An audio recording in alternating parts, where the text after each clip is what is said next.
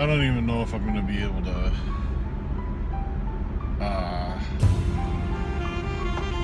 do this the way I'm going to do it. It's like I'm fucking beat. It's Friday, which is awesome, but you know, always at the end of the work week, very tired. I wanted to present basically a sort of biography of a character in my fictional universe. Eyegle. Eyegle is awesome and fascinating. I'll throw a picture up of it quick. This is Eygle's young form. Basically what is as a child. And then later in the 4th Maverick Knights installment, he metamorphosizes into his adult form.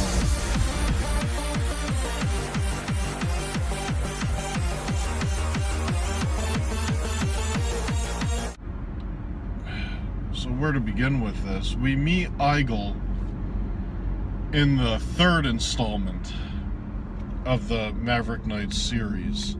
The first one involves the formation of the Maverick Knights, and this is like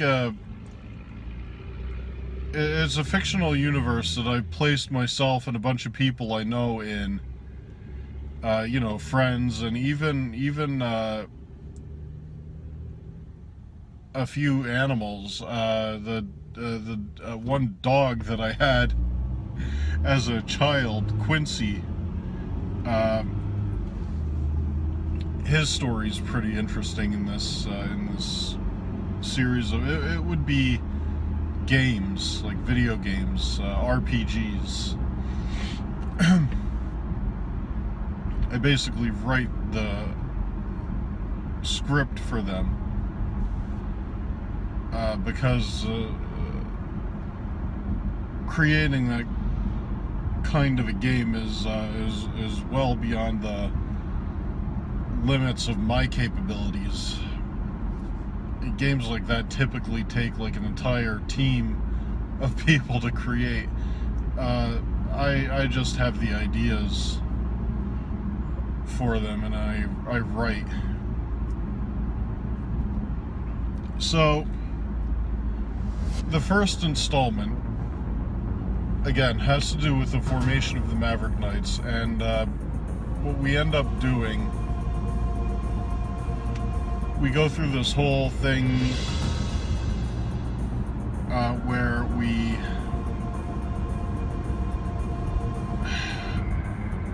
seek out these stones that are referred to in an ancient religion. We find that the nature of them and of that religion is extraterrestrial in nature. We wind up meeting these aliens. We are one of them intends to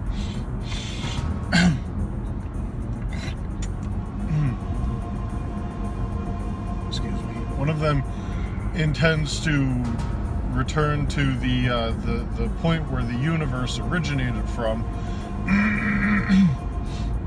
travel to a dimension that's accessible from there, confront and assassinate the being referred to in that religion and generally in various mythologies as God,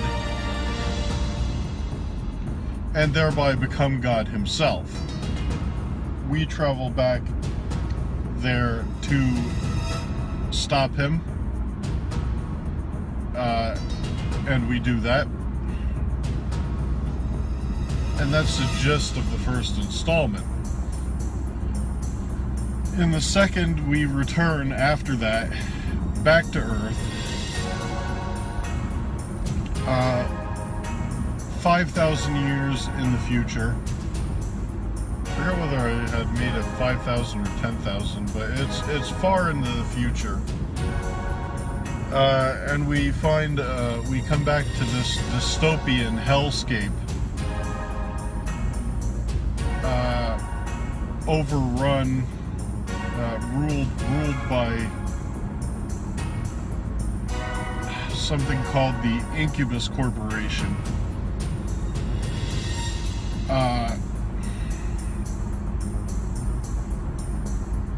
And we end up joining a revolution that's already going on against this Incubus Corporation, and at the end of it, we defeat them, but as they perish, they wind up launching a bunch of nukes, and the planet is decimated and quickly made uninhabitable. As luck would have it, we come across an underground civilization that was referenced several times throughout the game. And yeah, we come across this underground civilization that had been using leftover Lumina technology. That Lumina was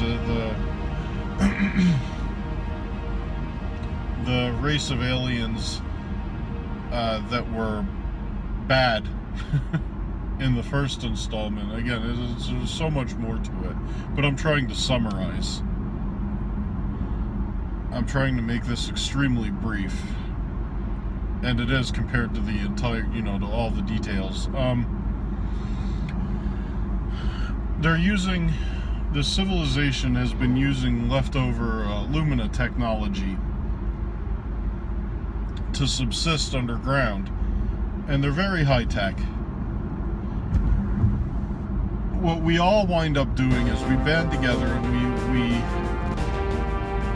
develop a ship capable of interstellar travel. The ship, the Omega Star. I'll start throwing up images here to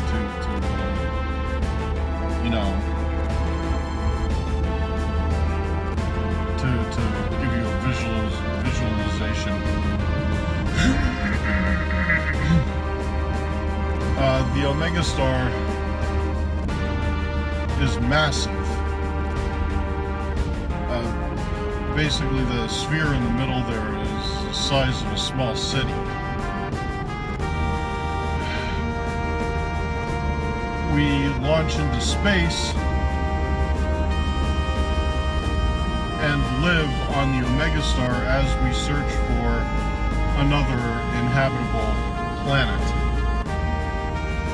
While we're on the Omega Star, I should mention, I referenced Quincy earlier. He is, in the first installment, he's a normal dog who I befriend and train, and he's kind of like by my side in the first installment, but he dies in the first installment.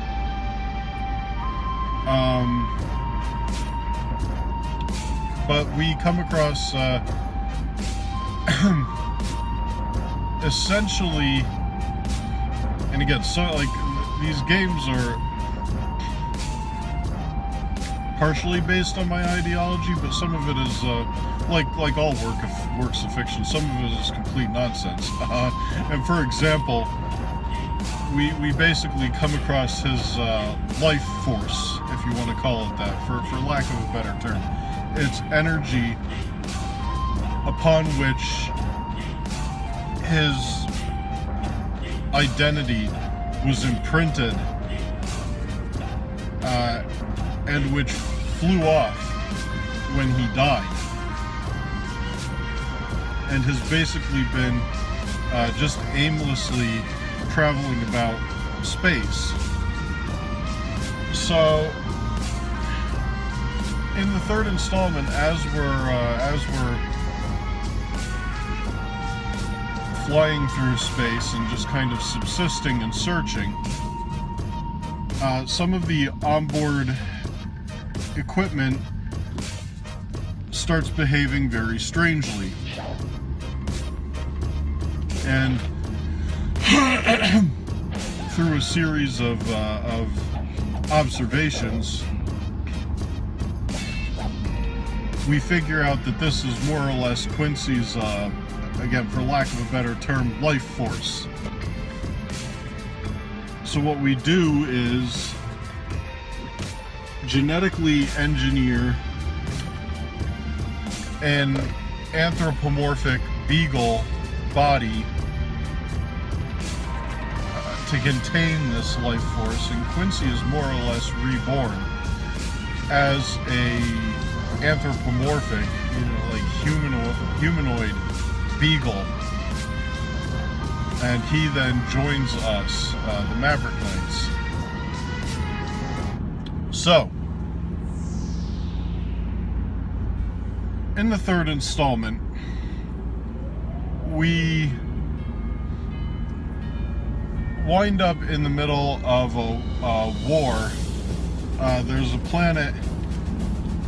We find an inhabitable planet around a star, and we land and set up a colony there. Or we call the planet Terra 2. Don't know if you get that. Terra 2, Earth 2, second Earth. We call the planet Terra 2. Teratu. But we soon find that there are two other inhabitable planets, one on either side of in terms of orbit, one on either side of Terra 2. And the one on the far side, Evoqua, is attempting to invade and occupy the one on the near side, Phasia. We wind up getting involved in the war for the freedom and independence of Phasia.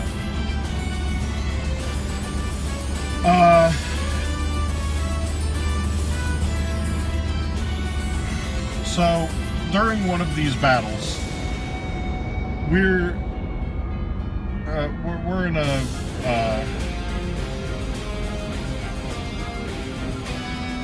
starship battle against the Evoquan forces,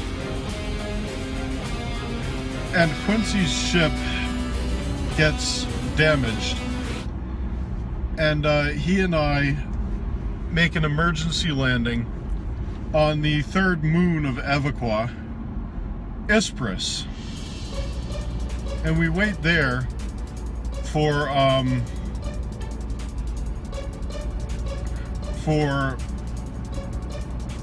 parts to arrive so that repairs can be made to Quincy's ship. But while we're waiting, we're attacked by this strange screeching creature, Eyegle. He just descends, snatches an important part from Quincy's ship, and flies away with it. See if I can do this like screech. He dives in, just going, ah! Yeah, okay. I'm very detailed with this shit, I'll talk like Eyegle in a few moments. It might,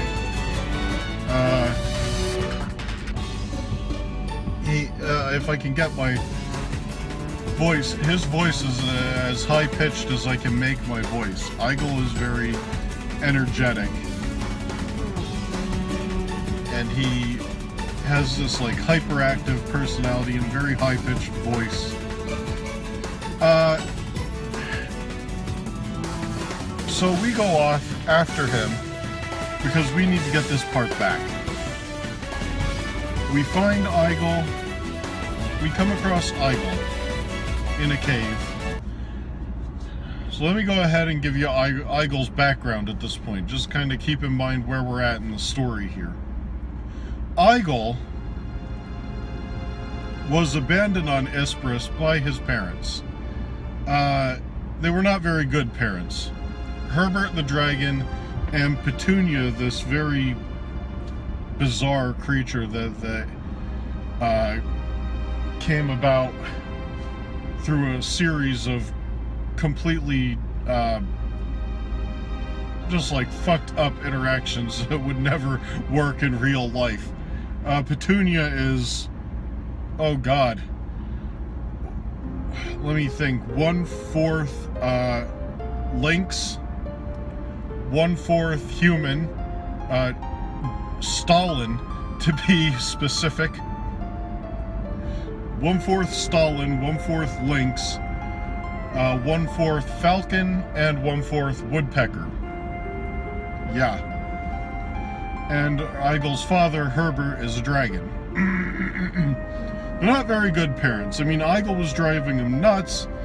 Eygle's very hyper. Eyegle does not, well, as a child, Eyegle did not require sleep. And he was very active. Always wants to play, always playing games, always, you know, like your typical, like, 2-year-old, but without ever having to sleep. So he's just up all the time. So Eygle's driving his parents nuts. They have this plan. They're gonna abandon him on this moon of Evaqua, Ispris. All they really know about it is it's inhabited by vicious dragons. What that is the Draconian League. The Draconian League more or less moves in, settles on a planet, and begins plundering resources and playing this raiding game where they compete for the planet's resources and treasure.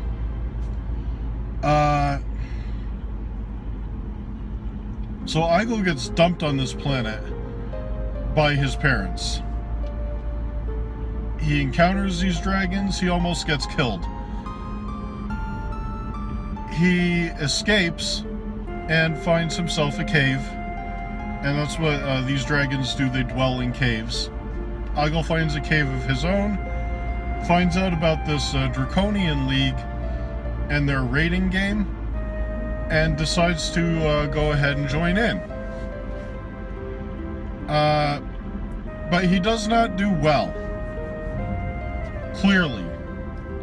He's Eyegle. He's very, he's energetic, he's innocent, he doesn't perform well at this game. But he's more or less left alone.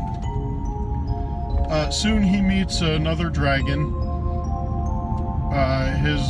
A dragon named Roar. That was originally a dragon. There was this game online, Pet Dragons, and this Roar was dragon of my bitch of an ex. And after she did what she did, I'm like, you know, I'm keeping Roar in my stories. I'm cutting her out, but Roar's staying in. So Eyegle met this dragon Roar who befriended him. And that's kind of where we are at this point in the third installment of the Maverick Knights series. Quincy and I meet, we happen upon Eyegle, who mistakenly thought we were part of this raiding game and thought that this was a successful raid. He stole this this spaceship part, and that's this is he thinks he's proud of himself. He thinks he's improving at this game because he just had a successful raid.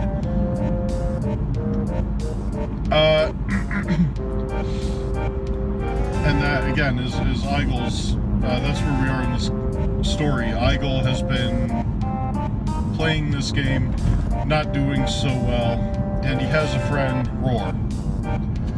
So,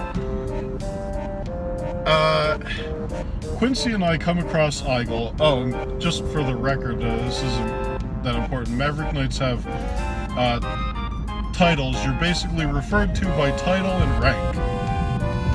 When Quincy's my apprentice, which is what he is during this game, he's a cadet. And he chose the title Beige, which is a combination of, it's a mashup of Beagle and Mage.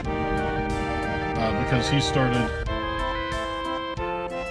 like, specializing in magic. So he would be Cadet Beige, and I'm Master Maverick.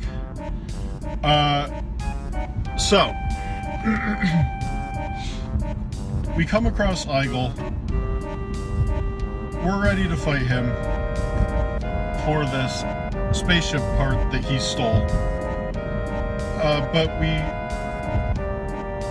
start talking to him, and he's like, "Oh, I do not know that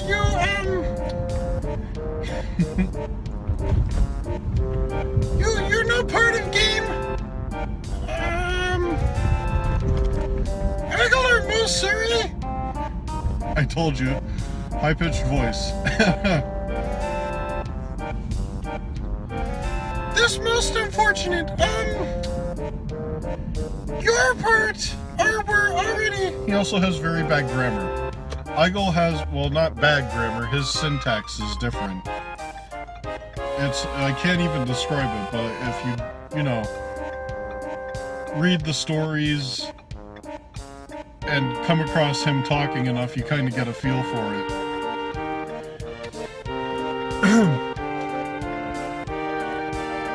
Eagle were boasting of his accomplishments, and your spaceship parts were stolen by most scariest dragon on Ispris, who were jealous of Eagle. Eagle tells us that the part was stolen by another dragon in a raid. And through this, we find out that Eagle has not been very successful at this game. So what we do is we team up with him to go hunt down this other dragon and get the part back. And in the course, we train Eagle. We kind of give him a crash course in Maverick Knight combat. Eagle, a couple of things to know about Eagle. He can fire lasers from his eyeball. He has unimaginably excellent vision. His gigantic eye more or less works like a telescope, and can zoom in and out. He can, just by focusing different muscles in his eye, he can zoom in and out to an incredible degree. Basically, if just for an analogy, if Eagle were standing here and you dropped a dime on the moon, he could see it from here. Very good vision. Impossibly good vision. Nice thing about fiction, doesn't have to make sense. So, we train Eagle. We go, we confront this dragon. We confront this dragon, we fight it, we get the part back. We come back, we bid Eagle farewell, we give him this pendant with the Maverick Knight symbol on it, kind of as a parting gift, and we leave. Eagle misunderstands this. We trained him we gave him this pendant. Eyegle believes he is now a Maverick Knight in training. He runs back excitedly to his friend Roar, yelling, "Roar, Roar, look what Eyegle have done!" Roar panics. Roar's like, because Eygle's energetic and unintentionally destructive. So she starts searching her cave for signs of damage. No, Eyegle has this pendant and excitedly informs her that he is a Maverick Knight, most importance.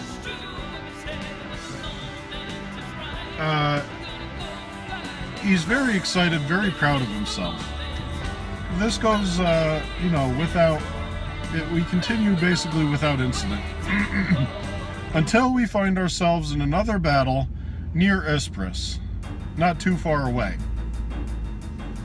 Deja vu. So, we're in this battle, and we're kind of getting overwhelmed. Eyegle, on Yspres, looks up, and again, he's got this, incredible vision. He looks up and he sees what's going on.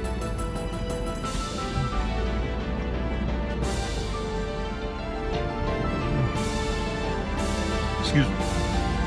Eyegle looks up and sees what's going on from Yspres. He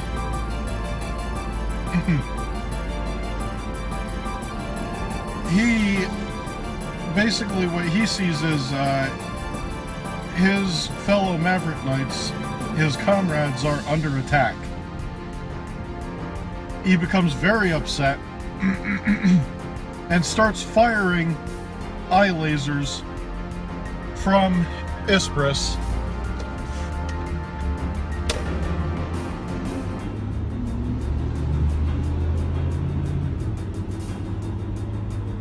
Sorry, I had to stop and pass these fucking trucks there. Eyegle starts firing eye lasers from Yspres, but we're a decent distance away. We're not far, but far enough. And his aim is very accurate, but these ships are moving, so he's not hitting them. He needs to time his shots so that they'll wind up where the ships are going. Very, very difficult.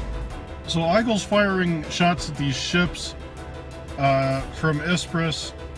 He's not hitting them. He's very upset and very frustrated. His new friends, who he cares about very much, are being attacked. So he goes over, he runs over, and he grabs his friend Roar, and he's shouting, "Roar! Eygle's friends are under attacks! Must come to their aid!" He and Roar fly off, and they're also capable of surviving in the vacuum of space because, again, fiction.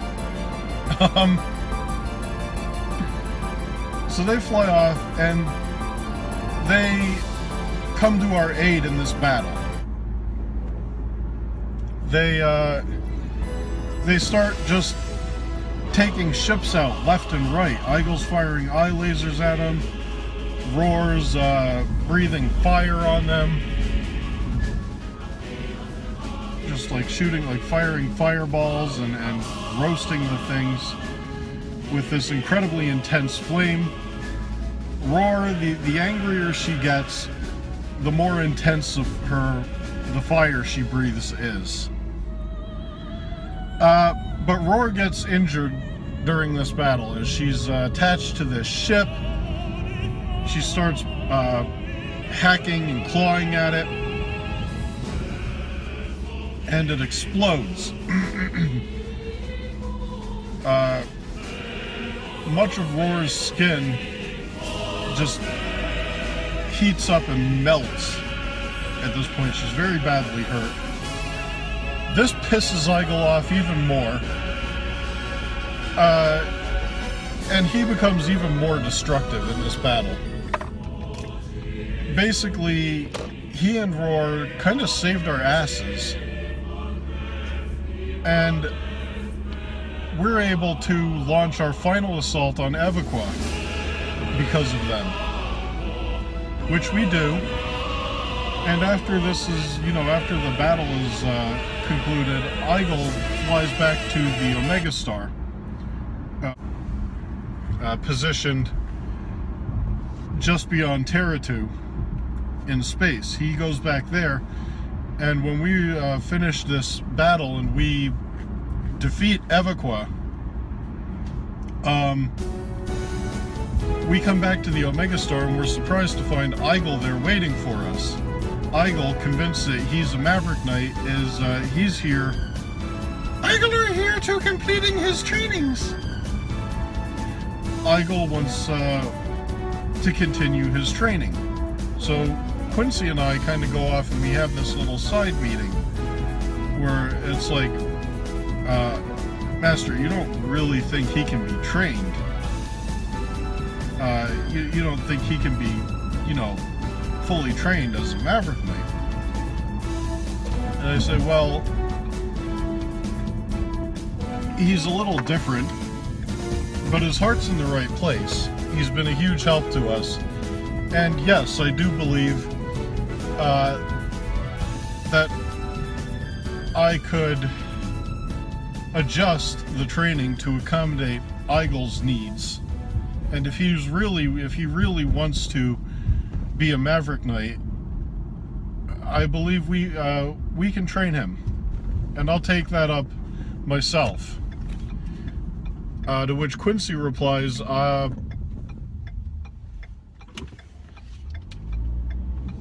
does this mean you won't be training me anymore? That I won't be your apprentice anymore? And I tell him, as a matter of fact, it does. I believe you're ready to be promoted to the master rank. And at this moment, he becomes Master Beige. Because he's done so well. So Quincy's promoted to Master, he's Master Beige. I take on Eyegle as an apprentice. He simply sticks with his name for a title, Eyegle. He is now Cadet Eyegle. And that's how the third installment ends. And being that I'm now very close to work, drive coming to an end here, I can pick this up later. This whole, like, I have most of this just in my head. Pretty long and complicated series of stories. So I will continue this possibly on the drive home, or if I'm not feeling it, then at a later point. So there we go. But I mean, that gives you an idea of who and what Eyegle is and how we met him. Until next time. So I'm going to lunch now. I did want to continue this though, because there's actually a lot of it. Like I said, I keep most of this in my head, and I've never realized before I tried to like tell the entire story just how much of it there is, and like I'm summarizing very much and only covering about the second half of it. So where did we leave off this morning?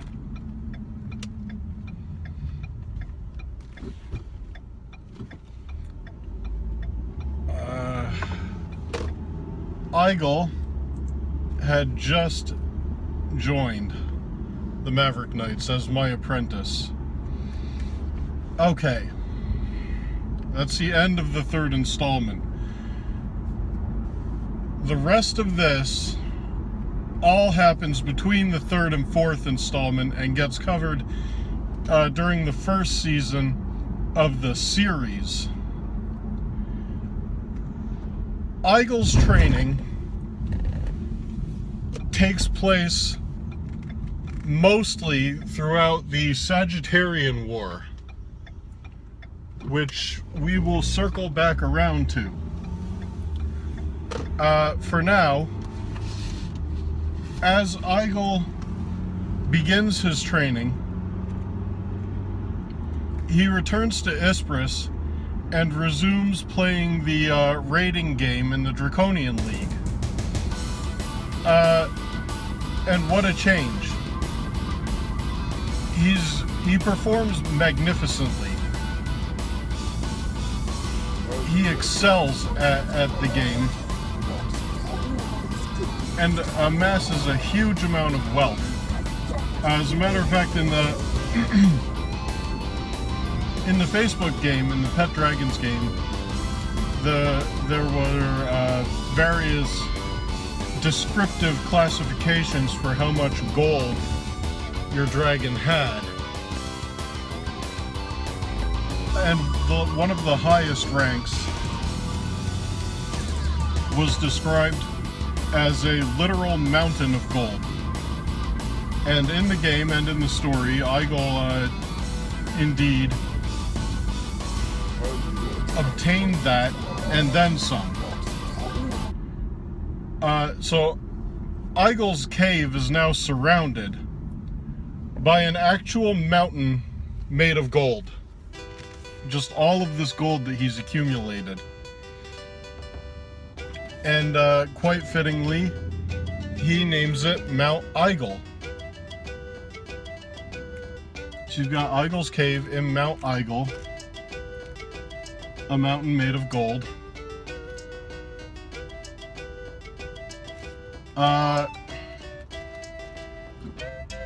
And as he trains, as he continues his Maverick Knight training, he does better and better and better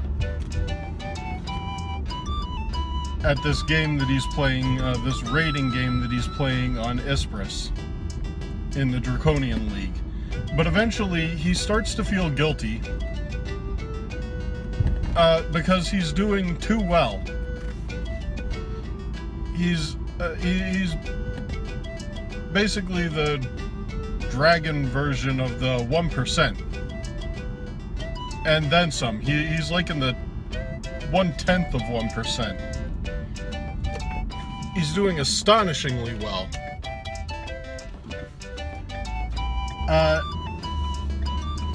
And he feels it's gotten too easy, and again, he feels a little bit guilty because he's doing so well. And there are so many dragons out there that are struggling as he once had. So Eyegle takes to he becomes a well-known and well-respected philanthropist on Ispris. He starts training dragons who are struggling. He starts giving away a lot of his fortune to less fortunate dragons. And this kind of flies in the face of the Draconian League's ideals. They're very competitive, vicious. They believe very strongly in a fierce interpretation of survival of the fittest, to the extent that they feel the weak should perish. So they are very much against what Eyegle is doing. But for the most part, they see him as a minor nuisance. They're like, well, we don't like it. We really, they favor the whole, again, fierce survival of the fittest thing. They believe that it's in the best interest of the league as a whole to promote that only the very best survive. So they don't really like what Eygle's doing, but they're kind of like, well, we'll just let him go. If that's what he wants to do, it's not going to affect us that much. So Eyegle takes to philanthropy and becomes very well known, very well liked among a great number of dragons who he helps and those who admire what he's doing. And as he becomes more and more successful in doing so, and gains more and more influence, there starts to be some tension between him and the Draconian High Council, which are the leaders of the Draconian League. And that tension just keeps increasing as Eyegle takes his compassionate, charitable approach further and further. They like what he's doing less and less. And Eyegle becomes aware of this tension. So he comes to us, myself, Quincy, and Jenai, the elite council within the Maverick Knights.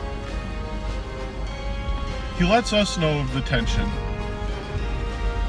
and the problems that he feels are going to arise. We come to Ispris and make an assessment, and we're appalled at the state of Ispris. The Draconian League is not only vicious and aggressive, they're they're careless. They are completely wrecking Ispris. They've turned it into a wasteland. Pollution is rampant. There are the bodies of dead dragons just littering the landscape. Again, pollution is out of control.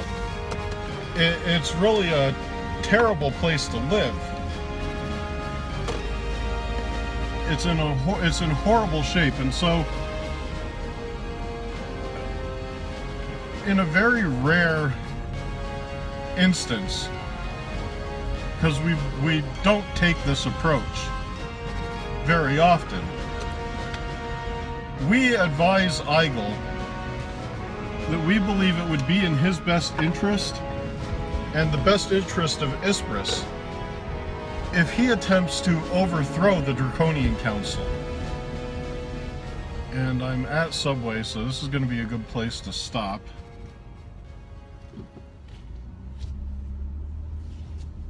So I'll continue this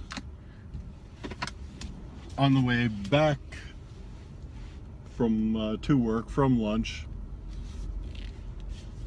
So where we stand right now, Eyegle became very successful. He started taking a charitable approach, and more so as he became more and more successful. The Draconian High Council didn't like that. There was tension. Eyegle brought it to our attention. We came, we surveyed Ispris, we were appalled at the conditions, and told Eyegle he should probably seek to overthrow the council. Okay, back again.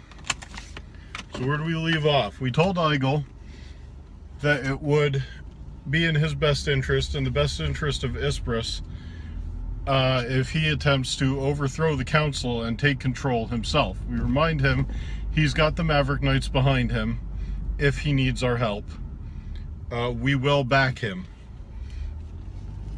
Eyegle is torn by this. He's extremely reluctant to do something like that, but he does, he admits that he suspected that was what it was going to come to. Eyegle are most reluctant. However, yes, this are what it were coming to, most inevitably. Eyegle. Let me try that again. Eyegle are most reluctant. However, yes, this are what it were coming to, most inevitably. It's hard to do Eygle's voice. I'm usually better at it than this. It's not an exact representation, but close. Anyway.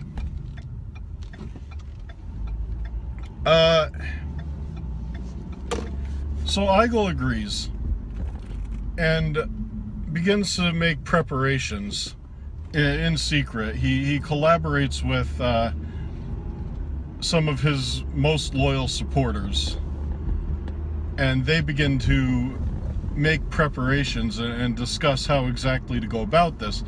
But before they can get started, really as soon as they start making plans, the Sagittarian War happens. What's the Sagittarian War? After we liberated Phasia from Evoqua, one of the things we did was to occupy Evoqua to prevent them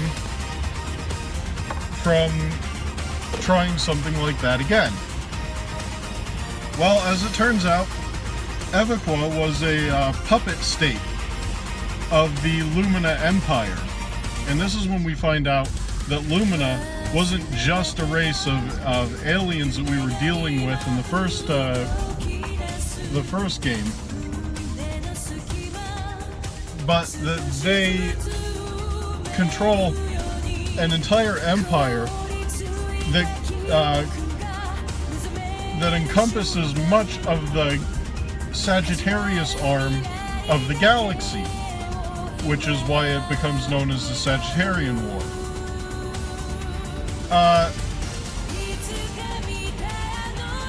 So we occupied Evoqua. This naturally upset the leaders of the Lumina Empire, and they get into contact with us and demand that we withdraw from Evoqua, to which we respond that no can do. If we pull out of Evoqua, they're going to attempt to invade Phasia again, and may in fact imperil us in the future. To which the Lumina Empire replies basically, yeah, no shit. Deal with it. They're a massive galactic empire. They really, we're fairly unknown at that point. So this is really just, you know, some 2-bit punks as far as they're concerned, who happen to, you know, run afoul of one of their lesser territories and got lucky in a conflict against them. They don't give a shit. They're telling us, you know, so what? Get the fuck out. We refuse, and so they start launching offensive measures to compel us to withdraw. But we kind of surprise them, and we fend off these measures. They attack us once with a small armada, basically just little stupid shit, like trying to knock us out. Just kind of compel us to leave. We hold our ground. Eventually what they do is they enlist the aid of a bunch of mercenaries from an outer planet in that star system called Vendrake. On Vendrake, there's an academy where mercenaries are trained and dispatched to, as mercenaries, whoever's hiring them. They hire a bunch of mercenaries. Basically, they employ the entire Vendrake Academy and have them attempt to assassinate us. We fend them off as well, and at this point, it becomes very clear that there is a very big war coming. So we start making preparations. It's inevitable at this point.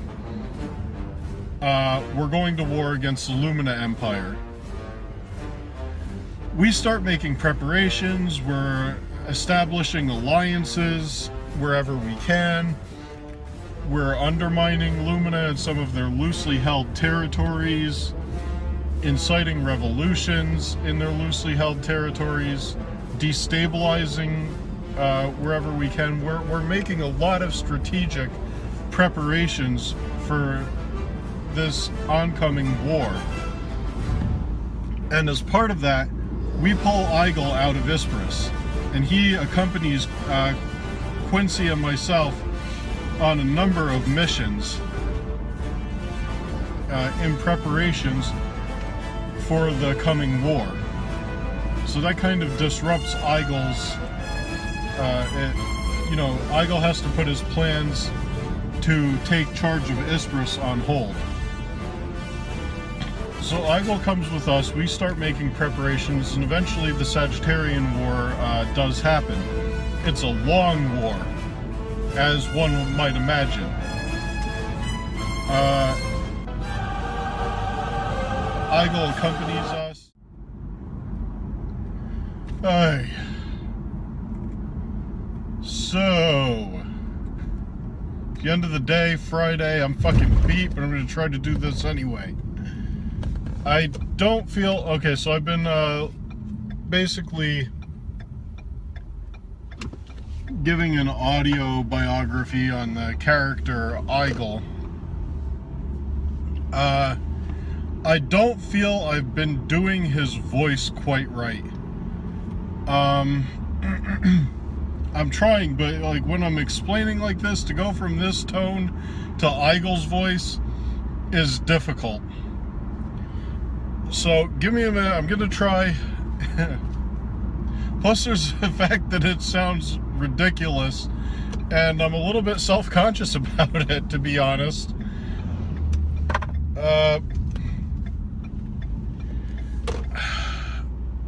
Eyegle. I'm gonna pause the biography here to kind of explain Eyegle as a character and maybe try to get a better... I can usually do his voice better. Being that I invented him and made up his voice myself, shouldn't come as much of a surprise, but I feel like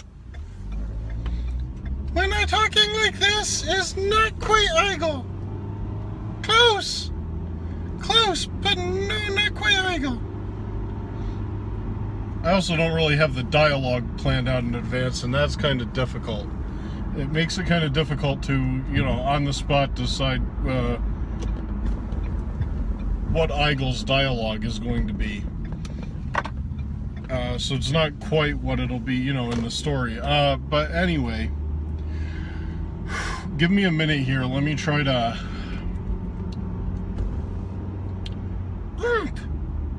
Eyegle also says,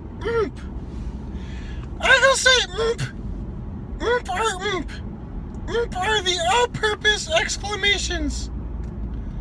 See, I start off okay, and then it kind of goes off. I kind of have to try to get louder with it. Eyegle say, are the all-purpose exclamations.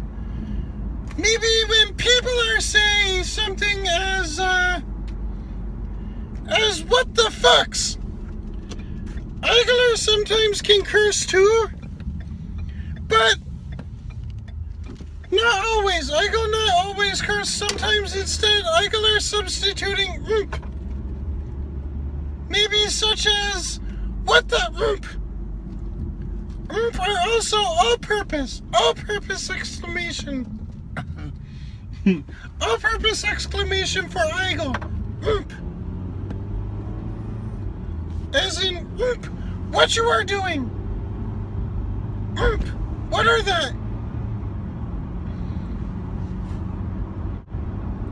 Eyegle also like to dance very much. And Eyegle love ice creams.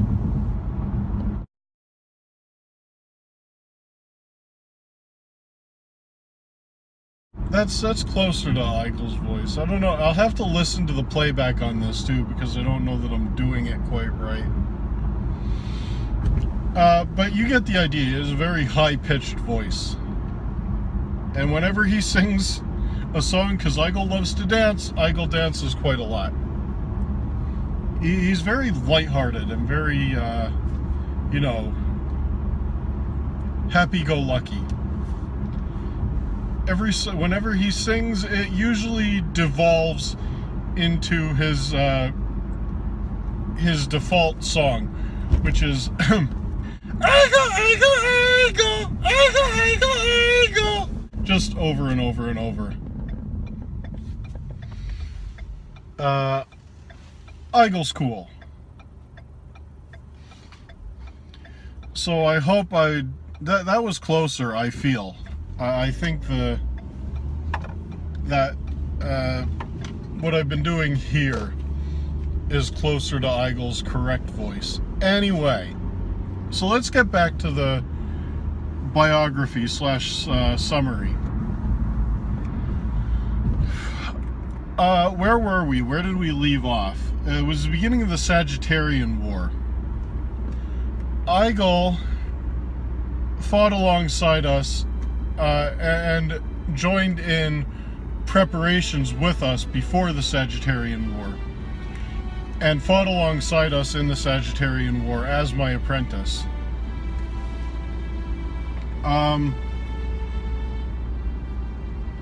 Quincy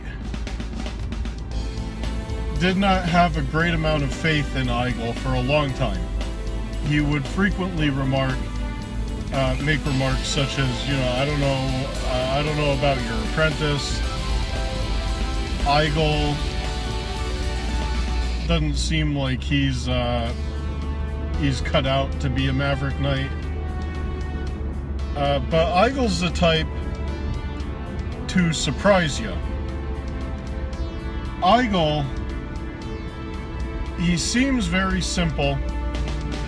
He seems very, you can tell from the voice and just the demeanor. He seems like goofy and to an extent stupid sometimes. But that belies his true nature. Eyegle is very intelligent, and when he needs to be, extremely cunning. As a matter of fact, he's aware that he comes across as simple, goofy, and to a degree stupid. And he is more than happy to allow his enemies, his adversaries, to believe that he's an idiot. Right up until the moment when he turns it around on him and strikes. And does whatever it is that, the situation might warrant. Eyegle began very, very naive. But he was an extremely diligent cadet. He took his training as a Maverick Knight very seriously. And he paid very much attention when he was accompanying Quincy and myself on missions in preparation for the war, and then in the war itself.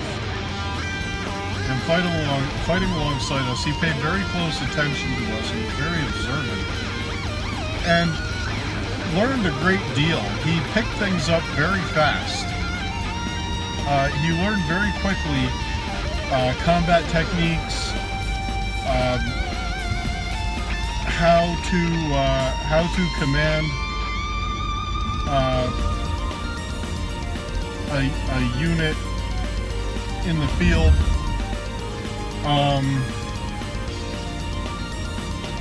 He learned diplomacy very quickly. He picked things up fast and did extremely well. And the fighting in the Sagittarian War was a very good learning experience for him. He Eyegle, well, he has no teeth. He's got a beak. He cut his beak in the Sagittarian War and did extremely well. The Sagittarian War was very, very long, and it's covered in the series after the fourth installment. It takes place between the third and fourth installment, but it's covered in the series that would come out after the fourth installment. So it's like going back. It's going back and covering the Sagittarian War, the series. So by the end of the Sagittarian War, and basically what happened in that war, we were vastly outnumbered. We did form a great number of alliances, but even so, we were up against a massive empire, the Lumina Empire, that covered a large amount of the Sagittarius arm of the galaxy.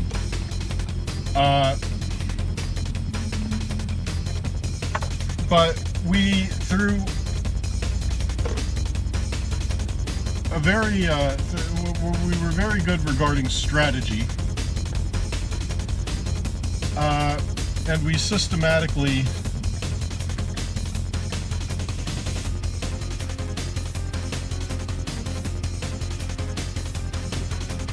hard to do this while I'm driving because I can really pay attention to other shit. But all right, we knew where to strike. Nobody beats the Maverick Knights when it comes to strategy. And we systematically dismantled the Lumina Empire, weakened them, and through our series of offensives, and in no small part because of the preparations that we made beforehand, we were able to basically cause it to collapse, and we forced them into a corner. We forced what was left of them into a corner on the inside of the galaxy. And eventually we emerged victorious. What we wound up with was a good portion of our allies decided to go ahead and join the Terra 2 planetary network. Some of them remained independent, but still remained allies. Not all that important, because again, we're talking about Eyegle right now.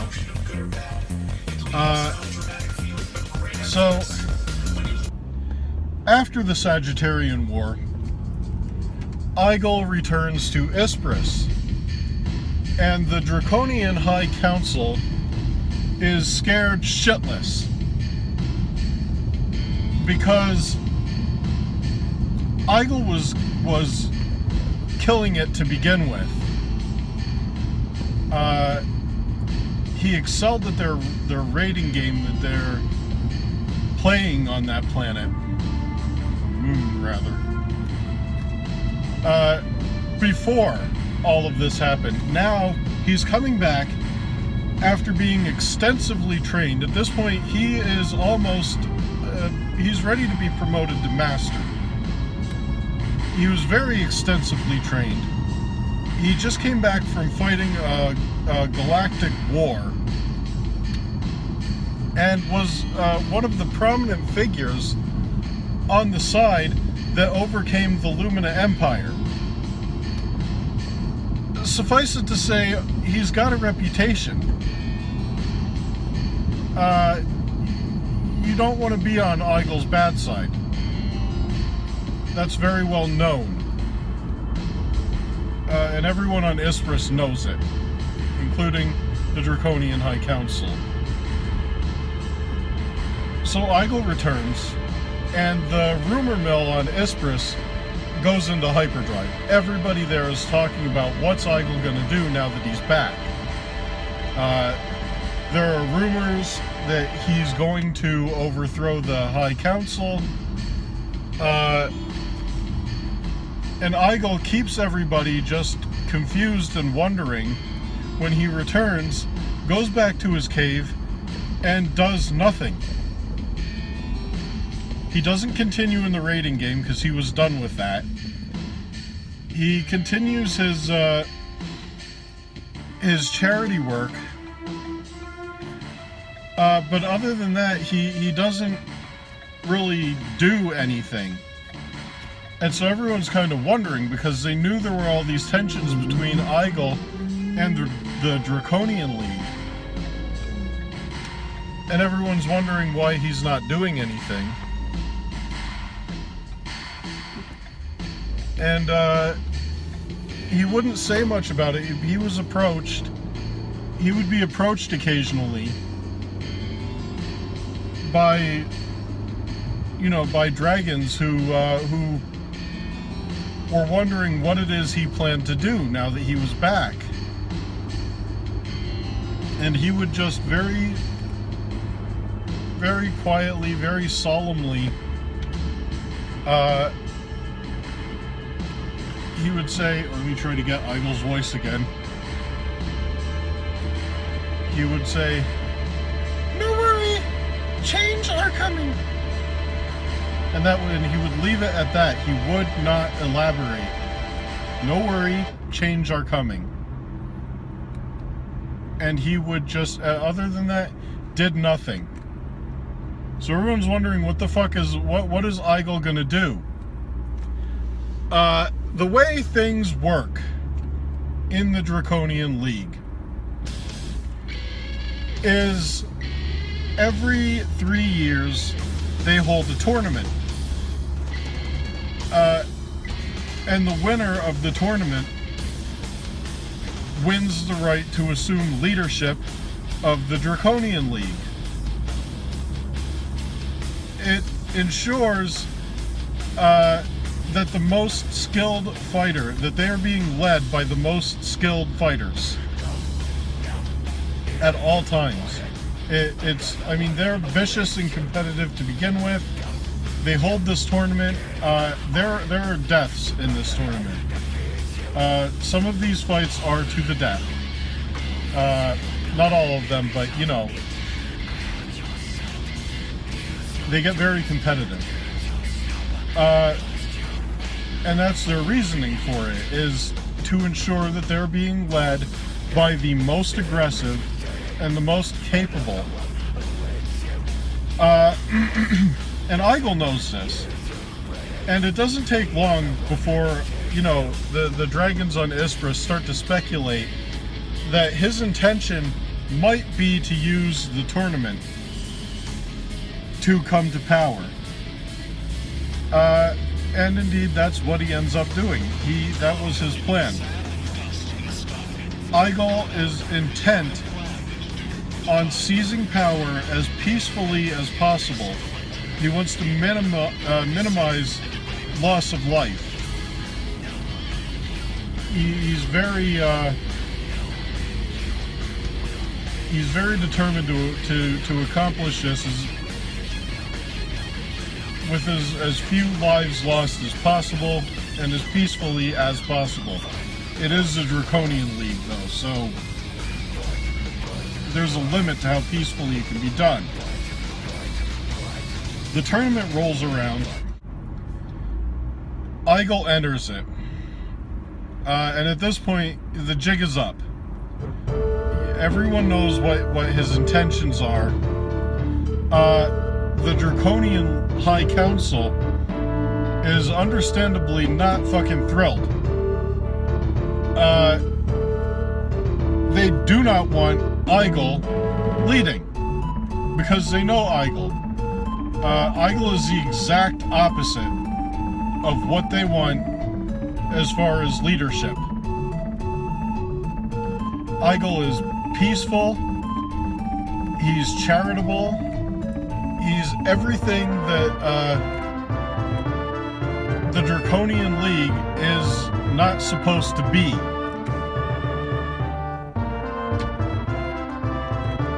But there's very little they can do about it. They can't call off the tournament. They wouldn't stand a chance. And by the way, Eyegle has a shitload of support at this point. There are a lot of dragons. It's roughly half. There are a lot of dragons on Ispris who actually like the way Eyegle does things.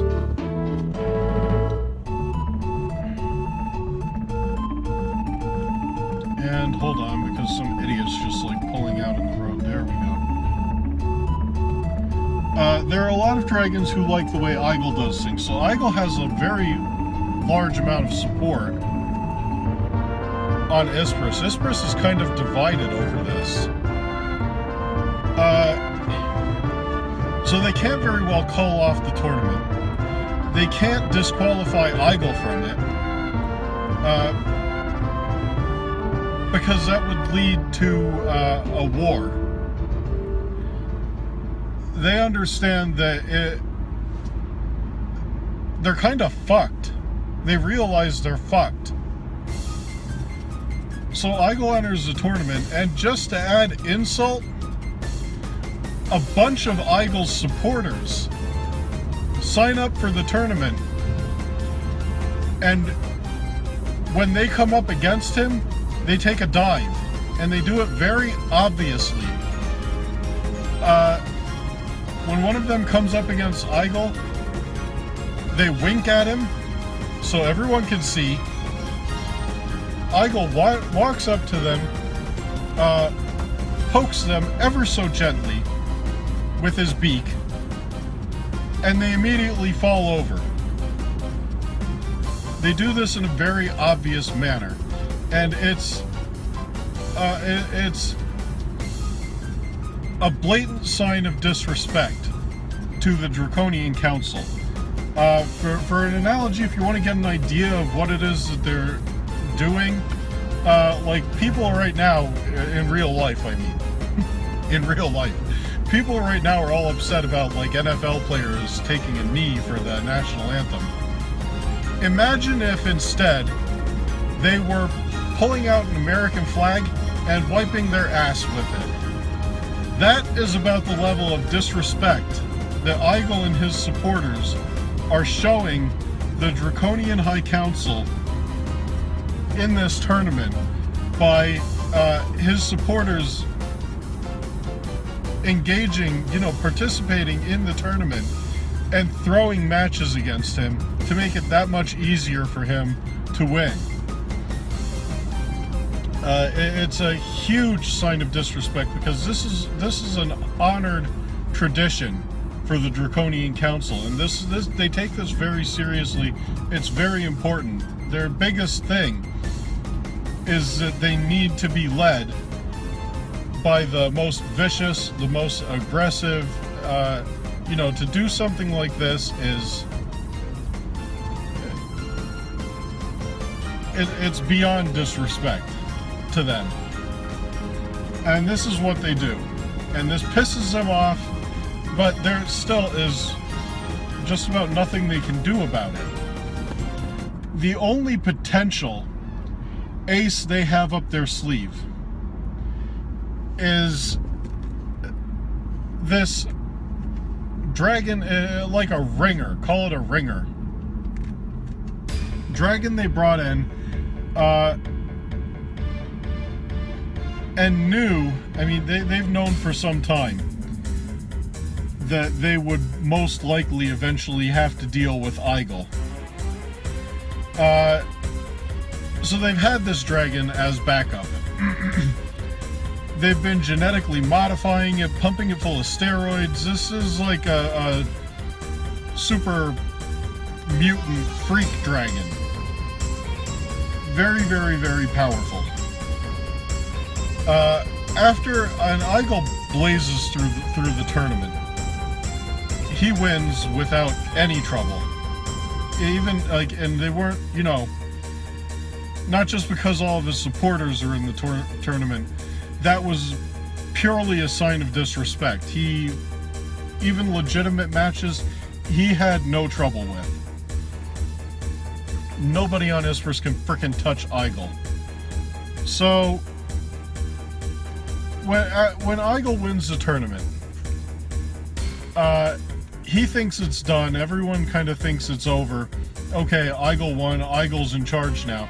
The Draconian High Council pulls out this dragon that they've been modifying, and this huge steroid-loaded freak dragon. They pull him out and they go, well, this is the real champion of Ispris. And Eagle's not stupid. Eagle knows what's up. And they say to Eagle, they're like, well, if you wanna win and you want to take leadership, you have to beat him. Eagle knows this is a ploy, and Eagle's pissed.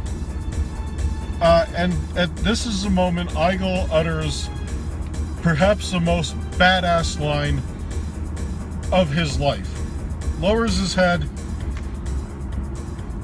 looks up at this freakishly powerful dragon with a determined and very pissed off scowl on his face, and says, "Okays, if Eagle's path to victory are going through your battered carcass, then so being it." And they fight. It is a spectacular battle. They start off, they're on the ground just fucking wailing and scratching at each other. Before long, they're up in the sky.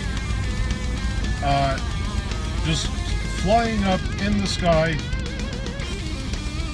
pummeling the ever-living fuck out of each other.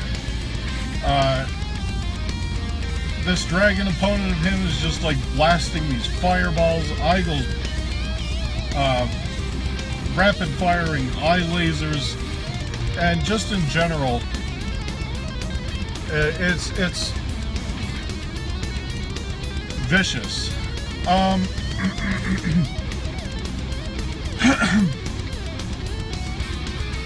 So they continue like this. Finally, they get up to a really high altitude. This dragon starts charging up an incredibly powerful, massive fireball. And at the same time, Eagle charges up his eye laser. They unleash this attack simultaneously, and the fire and the eye laser hit in the sky, and just form this massive ball of intense energy that grows and grows and grows, finally reaches critical mass and explodes. This is such a powerful explosion. The shockwave completely levels a forest on the ground. Roar, who is in the audience, very smartly ducks before the shockwave hits. When it does, dragons are sent flying in every direction.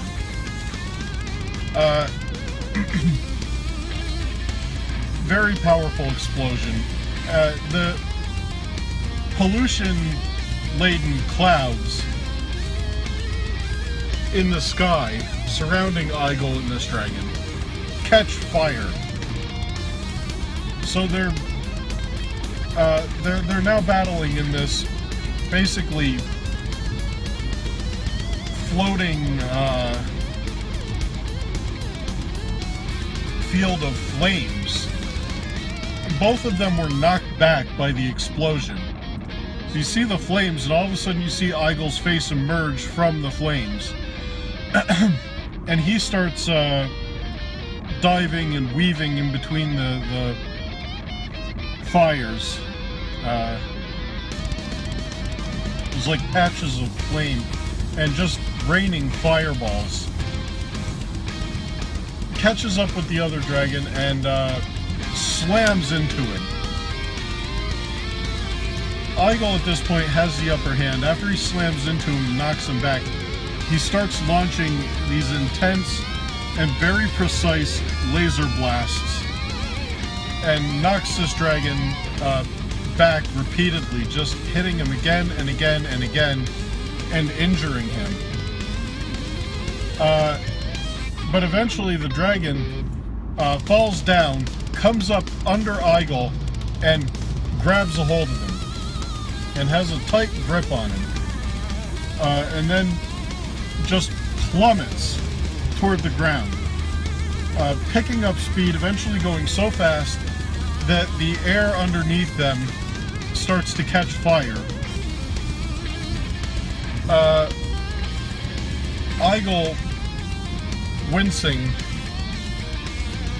obviously in a great deal of pain, and more or less immobilized.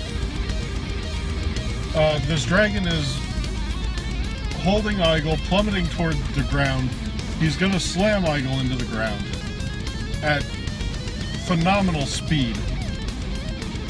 But classic Eyegle move. He was not as incapacitated to the extent that he let on. Just before they hit the ground, Eyegle slips out of the dragon's grasp, rolls off to the side, and kind of flies up a little bit. The dragon hits the ground and takes the full force of the impact. The fight's over. Eyegle won. So, the High Council, not pleased with this outcome, but there's not very much they can do. They look like they're about to do something. They glance over. They see the crowd full of Eygle's supporters. Roar's standing over there looking very focused, like she's, you know, she's watching. If they should do anything. And they see myself, Quincy, and Jenny standing over in the audience as well. They realize they're fucked. So the Draconian Council hands over control of Ispris to Eyegle. They, along with those who support them, those who are more, you know, want to continue to operate under their control and ideology, they depart from Ispris and go off to find another world to wreak havoc on and plunder. So now it's over. Eyegle, at this moment, that was really the last thing Eyegle needed to do. We promote him to Master. We annex Ispris into the Maverick Knight planetary network.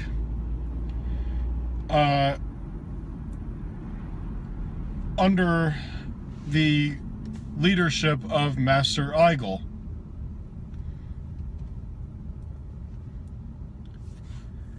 And that's a good place to stop for now.